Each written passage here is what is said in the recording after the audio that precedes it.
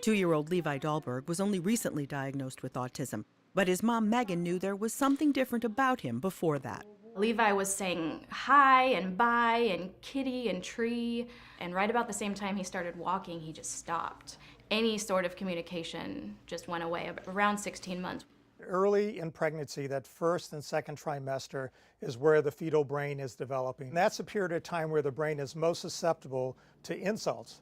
So having an elevated blood sugar is an insult to that fetus. Doctors Edward Curry and Annie Xiong from Kaiser Permanente, Southern California, and co-authors reviewed the medical records of more than 322,000 children born at Kaiser Permanente hospitals between 1995 and 2009.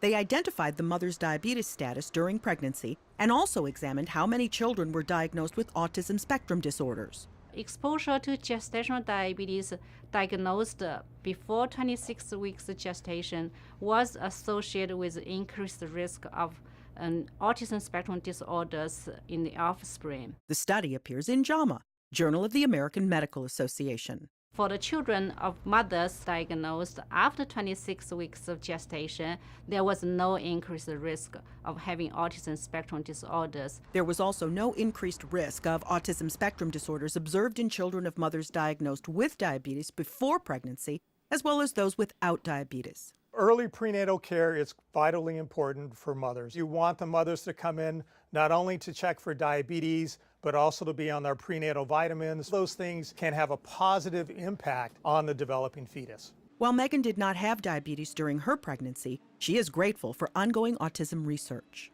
I hope that one day he does not have a diagnosis, that it can be cured.